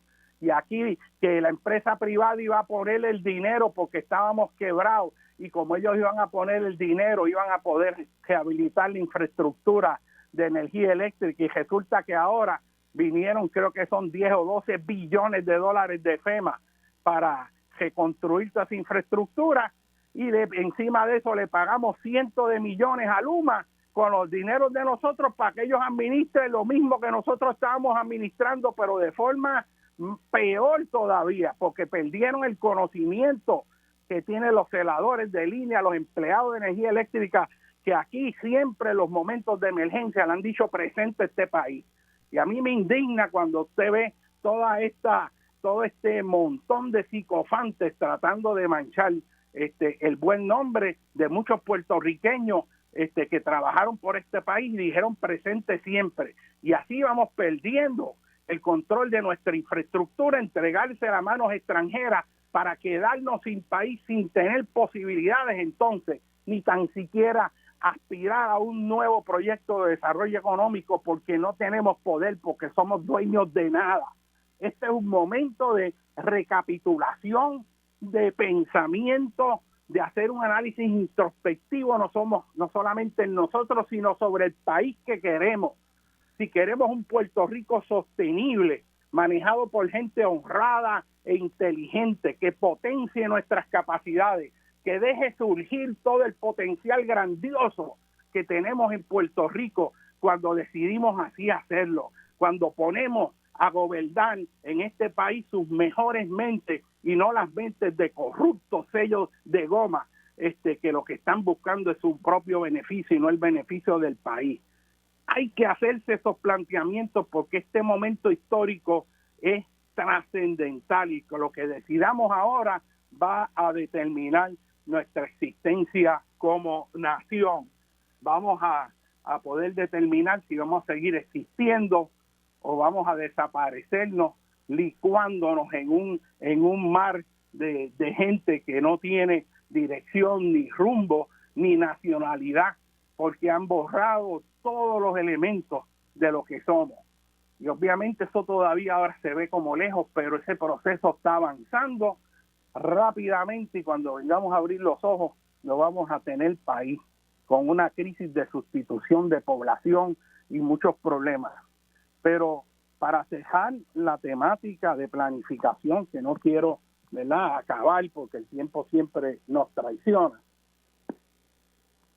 en ese proceso de identificar en el mapa los terrenos necesarios para el desarrollo económico, hay que proteger los terrenos agrícolas de alto potencial y no solo protegerlos, sino ponerlos a producir. Porque otro problema es que cuando se hacen proyectos de producción agrícola, cambia la administración y la que viene lo elimina diciendo que no funciona. Y entonces proyectos como el del arroz, yo me acuerdo la emoción que yo sentí cuando hubo aquel aumento increíble en la producción de alimentos, que fue en la década de los 70. Y en ese momento el senador Rubén Berrío estaba en la legislatura y el Partido Independentista, eso hay que reconocerlo, produjo todo un proyecto para poder producir el arroz en Puerto Rico. Y como la condición era tan cara del arroz que se estaba importando y hasta había escasez, se decidió iniciar ese proyecto. Mira, y se trajeron niveladoras hasta del estado de Texas para preparar todos esos terrenos, para prepararlos a la producción de arroz. Y recuerdo todo ese valle del río Cibuco, porciones, creo que hasta de La Plata, Río Grande Martí, toda esa zona ahí, se prepararon los terrenos para esa producción y se empezó a producir arroz extraordinario. El rendimiento por cuerda mucho mayor que de la mayor parte de los Estados Unidos, porque como tenemos un clima que lo favorece, podemos tener varias producciones al año, y no había la interrupción que normalmente se da en los meses invernales. Y Puerto Rico así ya estaba produciendo el arroz una porción significativa del arroz que iba a estar consumiendo. Y yo recuerdo, yo joven, sentir ese orgullo, el ver ese elemento de reafirmación puertorriqueña, que nosotros podamos tener esa independencia con respecto a la alimentación, una cosa fundamental. Y después, pues cambian los gobiernos, no les interesa, hay otras influencias y dejaron caer ese proyecto. Lo último fue el proyecto de arroz ahí para los comedores escolares, que de hecho que por ley federal se requería ese tipo de alimentos para tratar de mejorar la dieta. Y entonces viene esta administración y lo que dice no es que a los nenes no les guste ese arroz. Mire, que no le guste a 2 o 3 no quiere decir que no le guste. Y si no le gusta, es importante que le enseñe, porque en Puerto Rico naturalmente tenemos un problema de alimentación que hay que bregar. Yo recuerdo a nosotros de niños nos llevaban en la escuela a darnos cajas de conflé azucarados del Tigre ahí en 2º grado para ir creando toda esa demanda desde niños, y hubo toda una cuestión que le llaman colonialismo alimentario, que eso pues estoy seguro que se puede hablar un montón. Pero volviendo al punto, proteger los terrenos agrícolas para poder tener una garantía de sostenibilidad. Mire, si hubiera un conflicto global ahora con Rusia y los países, se afectan todas estas regiones de producción agrícola, pues nosotros tenemos que tener la capacidad de sembrar lo nuestro para poder satisfacer por lo menos los elementos básicos. ¿Cómo es que nosotros vamos a tomar la decisión que eso no es importante y partir de la premisa que siempre va a haber alguien que nos va a dar lo que tiene? Porque eso presume que hay un exceso de producción en otro lado, y cuando ellos no los tengan con el cambio climático como se prevé, ¿qué vamos a hacer? Pues lo vamos a tener, si lo conseguimos, que pagar a un costo que está por encima de la capacidad de muchos.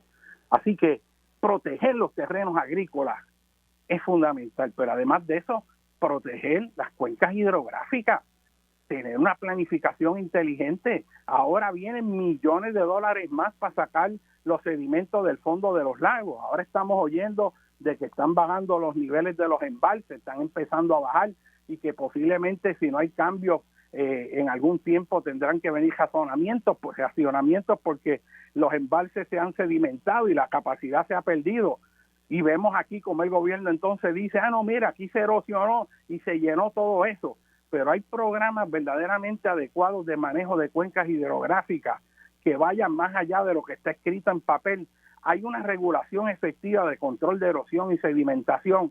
Se planifica para reducir la carga sedimentaria que llega a los ríos producto de los terrenos expuestos, los montes que se pelan y se manejan inadecuadamente y que recargan en exceso esa carga de sedimentos que va a final, a fin de cuentas, al lecho de los embalses que se sedimentan. Eso es lo que hay que plantear. Hay que proteger los acuíferos. Cuando hay sequía aquí en Puerto Rico, uno de los problemas fue que cuando la autoridad encava pozos, había muchos pozos que no se podían usar para agua potable porque estaban contaminados, y estaban contaminados con plaguicidas, pesticidas o coliformes fecales, o por escapes de gasolina, aceite y otro montón más de sustancias que se infiltran en el suelo porque no hay una planificación adecuada, y lo que hace es inhabilita el acceso al recurso de agua más importante de Puerto Rico, porque en el subsuelo de Puerto Rico los acuíferos tienen mucho más agua que el chipito de agua que hay en los embalses comparativamente. Sin embargo, dependemos de los embalses, pero ese recurso acuífero que está ahí está inutilizado y muchas veces no se puede usar, como les dije, porque está contaminado. Pues vamos a entrar en un proceso efectivo para planificar inteligentemente que no se dañen estos recursos. Pero cuando los partidos no tienen compromiso con el ambiente se perjudica, aunque usted haga legislación. Un ejemplo de eso es que en una ocasión se legisló para proteger la cuenca hidrogeológica de allá de la Laguna Tortuguero, pero Pedro José una semana antes de irse le cortó un canto para que metieran desarrollos en un área crítica de recargue de acuíferos y proteger la calidad de las aguas de la Laguna Tortuguero. Y ahí en esa cuenca hidrogeológica se dieron permisos para construir a Sucusumucu, como se dice en la isla, y los terrenos de alto potencial agrícola para producción de piña. Ahora mismo muchos de estos terrenos se han perdido entre Vega Baja y Manatí, porque son urbanizaciones que han metido ahí, y eso es absurdo. Además del valor estético, y ahí vamos al otro principio, que además de proteger los terrenos necesarios para el desarrollo económico, las aguas, los acuíferos, los terrenos agrícolas, las áreas en que se siembren bosques para producción de madera, todos esos recursos que pueden desarrollarse, los arrecifes, protegerlos, proteger la pesca, protegerlos de la contaminación creciente. En vez de hacer eso, lo que estamos haciendo es lo opuesto, pero se puede hacer. Así que protegemos esos terrenos, los dedicamos a esa producción económica de forma sostenible, científica, en armonía con el ambiente, y entonces nos toca identificar los terrenos que tienen un valor extraordinario por su belleza, la belleza del paisaje. Y en eso Puerto Rico tiene tanto lugar que es espectacular con respecto a su belleza, pero cada vez más en medio de un paisaje bucólico que usted ve, esas laderas con esas inflexiones convexas y cóncavas ese paisaje donde hay flujos convergentes y divergentes, rodeados de distintas tonalidades de verde. Sobre todo, mira, esa área cuando uno va, que cruza el parteaguas insular, va saliendo del pueblo de Calle y va subiendo esa cuesta, y de momento empieza a bajar esa cuesta en dirección a Ponce, increíble, y se va abriendo ese paisaje de ese llano costero del sur, y se ve ese mar Caribe, y ahí usted ve los contrastes de verde, de acuerdo a si ha llovido o no, uno ve todos esos verdes intensos, o a veces los ve secos por la falta de lluvia, pero cuando cae un poquito de lluvia, usted ve ese reverdecimiento, ese paisaje espectacular, que es una cosa que hasta te toca el espíritu, y de momento tú empiezas a ver todos esos techos de cemento sobre terrenos agrícolas, y empiezas a ver esos billboards con esos anuncios horrorosos. Hay anuncios ahora que presentan y tienen tanta intensidad en la luz que hasta de día tú los ves y te molesta por la cantidad de luz que está generando. Y tenemos un país donde entonces esa belleza la estamos destruyendo, y metemos torres ahí encima de los mogotes, y eliminamos los mogotes sin ninguna consideración estética ni respeto por la geomorfología natural de nuestra tierra.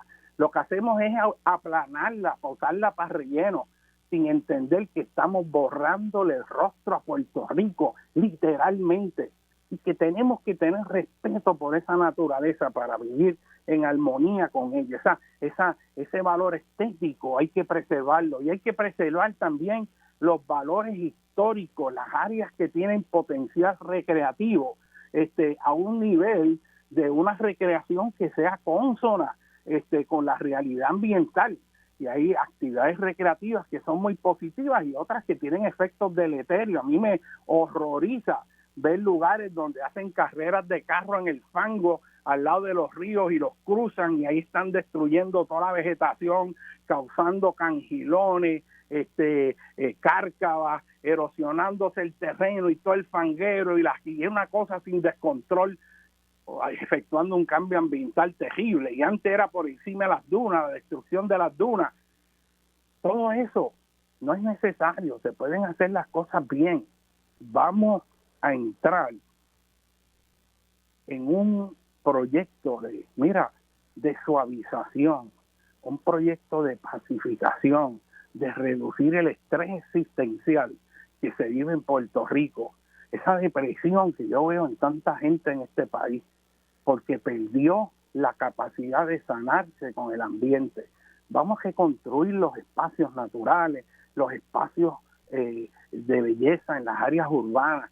Vamos a traer y regresar la naturaleza a las ciudades.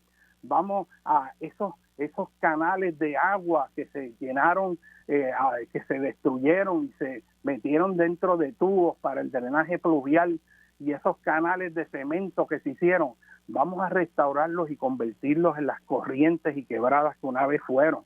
En vez de seguir canalizando ríos y llenándolos de cemento, destruyendo los espacios ribereños como se propone ahora en el río Piedra, vamos a usar la inteligencia para poder resolver los problemas de inundación sin tener que destruir esas redes de conexión que hay entre los sistemas ecológicos de la montaña con los de la costa, y a la misma vez preservar espacios recreativos como las luchas que están dando los residentes de Río Piedra ante las obras que vienen de canalización, que si bien es cierto que hay que proteger contra las inundaciones, precisamente producto de la mala planificación de ubicar toda esa infraestructura en zonas inundables, hay maneras de darle la vuelta a la cosa para que sea sostenible y no haya que destruir más el ambiente.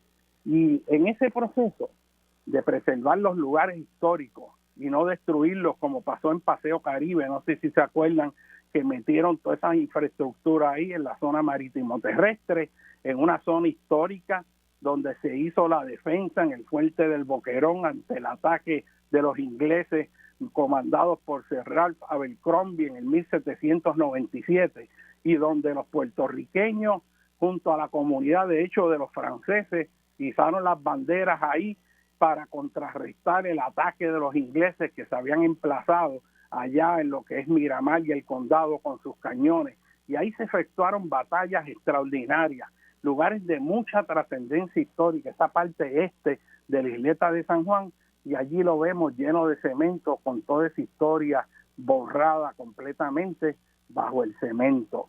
Perdemos valores, sitios de valor histórico, perdemos la integridad del paisaje, y hay que hacer esa reflexión.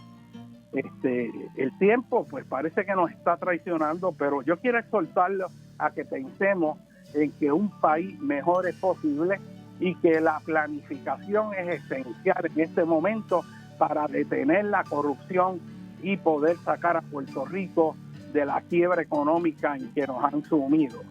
Muy buenos días a todos y agradezco la oportunidad. Siempre me dan los derechos para poder compartir con el pueblo de Puerto Rico otras ideas diferentes. Muy buenos días a todos.